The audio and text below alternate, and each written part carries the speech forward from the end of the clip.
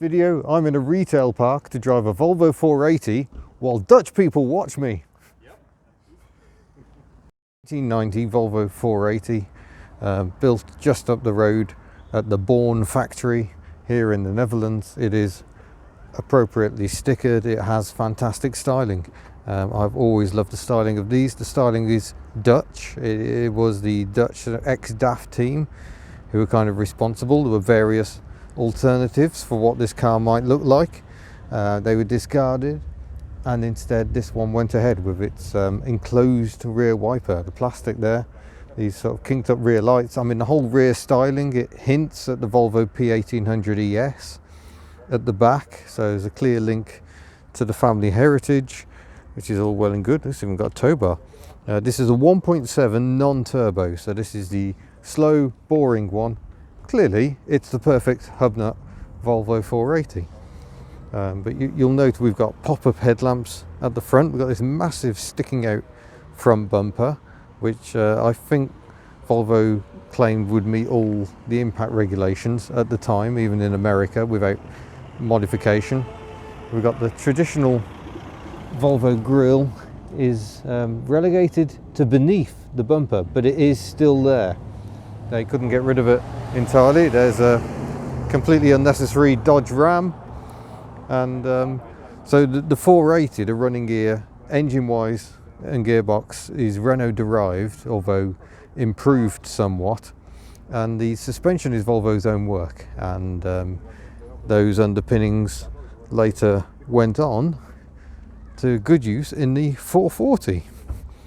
We have a separate test on this vehicle in the bag. In fact, you've probably seen that one already. If you haven't, you probably should, although chronologically it was the 480 that came out first in 1986.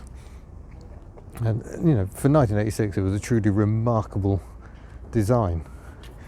Sold fairly well in America and Europe, and has become a rare sight, but certainly very, very individual. There is nothing that looks like a Volvo 480. There we go. There is the Renault derived iron block 4-cylinder engine with electronic fuel injection. Look, it was still quite a big thing in the 1980s. Fuel injection was only just starting to take over from carburetors, really. But yeah, cam belt fairly easily accessible. Little telescopic damper there. It's all very similar to the 480, unsurprisingly. Sorry, 440. It's a bit tight to get in on the other side because of that Volvo part there, so we'll take a look on this side. Obviously there is no steering wheel, it is left-hand drive, so it's over there. Lots of clever systems to hold the seat belts in place. Very supportive seating, exactly the same right-angled handbrake as the 440. I don't like it, it's not very comfortable, and a very similar firm but a little rubbery gear change. But if I hop aboard, we'll take in the dashboard. We've got oil pressure, voltage, simple slide controls, all very straightforward. We've got an info center. That's the info center there. Maybe we'll have a bit of a play with that once we get the ignition going. Hazard light down here, slightly complicated indicator stalk with a slider for the rear wiper by the look of it. Does that slide? Maybe it doesn't slide, but the washer is there on the end, and rotating dial for the lights and other switches you can hit with your fingers while you're driving along. That's the front fog lights and the rears there.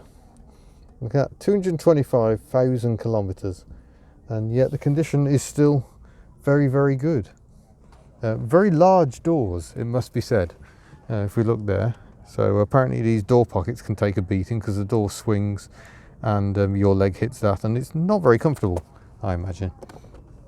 Little glove box hidden away there. That's quite neat the way it forms part of that bar. No shortage of ventilation, certainly. I don't know if that's warpage or design, but yeah, looks good. A little ashtray down here, soft open. I might even do that while showing you. Yeah, there we go. It's very much a GT car, but it's a practical GT car because I can sit in the back. It's perhaps a little tight for knee room with a 6-footer in the passenger seat, but nice amount of elbow room. Quite like the way the seatbelt buckle is designed to tuck in there. That's quite neat. Speaker down here, and the seats adjust for rake as well. So there's a little switch down here if I can use to recline the seat to look a bit more relaxed as I cruise around in the back of a Volvo 480. But the seats all fold down, and it's a fairly practical space as well, so you can get quite a lot in here. Apparently a full-size mountain bike will fit in. Right, let's go for a drive. I have no idea where I am. We're in Eindhoven, but let's see if I can find my way out of this place. I'll leave all my Hubnut fans wondering where I've gone.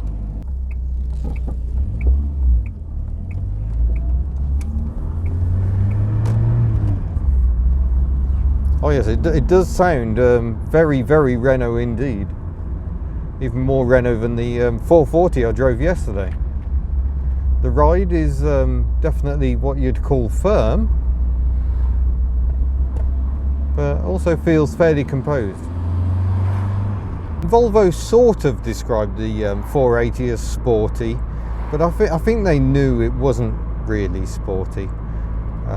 You weren't going to go flying around racetracks in a car like this.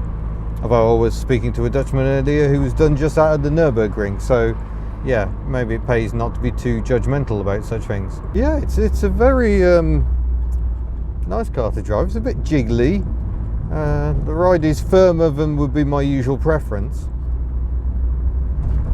But I suppose you can't have handling without a bit of firmness, can you? No, yes you can. The French prove it time and time again. So the 480 is a bit curious in that it came into production before the 440, but the 440 was in development earlier on, and I always decided it's in the wrong lane in his Ford Mustang there.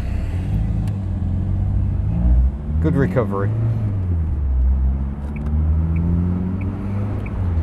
Sorry, slightly distracted by the Ford Mustang there. We are in the centre of Eindhoven, and yeah, it's a bit of a strange place to try and navigate around, I must admit. Not very keen on the indicator noise, one of those fake electric ones. But yeah, Volvo was looking for a replacement for the 340 and began work on that, but it was the 480 that came into production first as a sports coupe, and then the 440 saloon followed.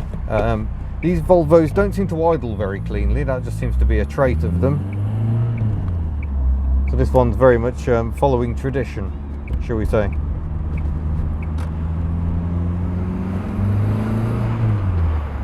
It feels perky enough. I mean, obviously the turbo was going to be the exciting one, but these non-turbos are okay.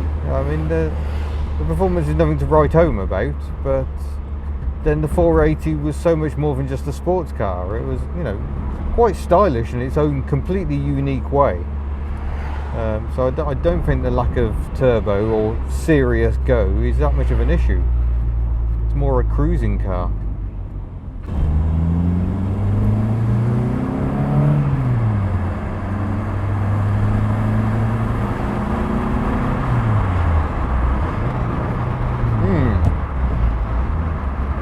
Yeah, fifth is a bit hard to find. You have to really smack the lever over to find out what's going on there. But yeah, we're still only on 70 km/h roads, so we still can't really enjoy ourselves. See, we'll be on one of those Mustangs. They do like their American cars here.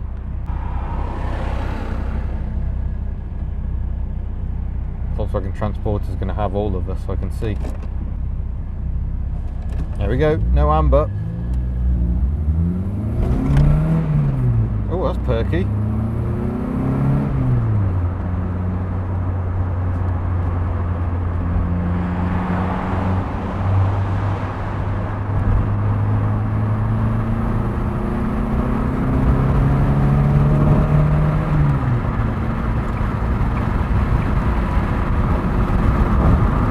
That's a broken bit of road there, and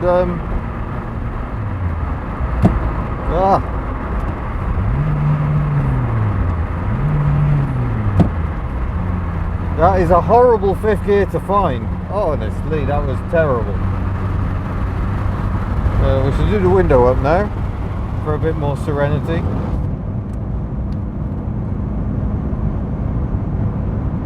Yeah, the 440 wasn't that bad in terms of gear change. That was exceptionally bad, I think. And we can get up to 130 here legally, so we might as well.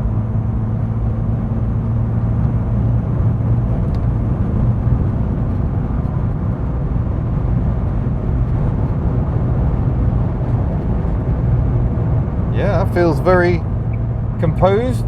Motorway speeds, 130 kilometers an hour is about 80 miles an hour, I think 83 possibly. Although of course I'm only doing an indicated 130. But yeah, benefit of the long door is that I've got excellent over the shoulder visibility, which is handy on a motorway. I'm only doing 120 at the moment.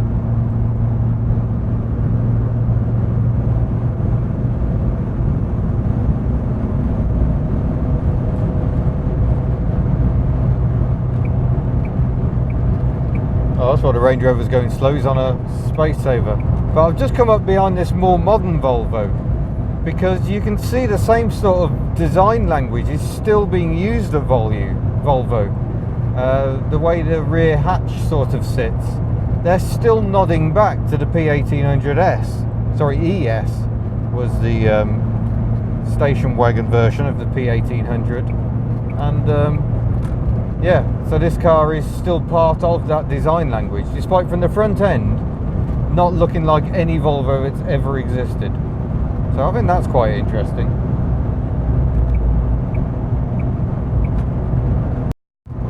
But yeah, this is feeling very comfortable. We're doing 3,500 revs at about 80 miles an hour. It's not bad. There's a bit of vibration from the front. Feels slightly like a wheel bouncing issue, but that's all right. This feels like a car built to do mileage. Oh, I need to get into that lane over there, so I need to jump into that one. There we go.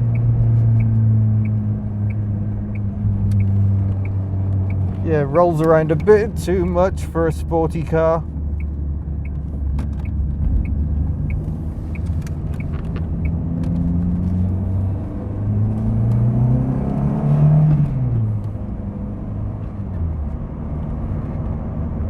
Yeah, that's it. Enough performance, unless you really want to enjoy yourself. I imagine on the hills of Wales I'd be wanting a bit more, but see if I can get fifth this time. Nope. There it is.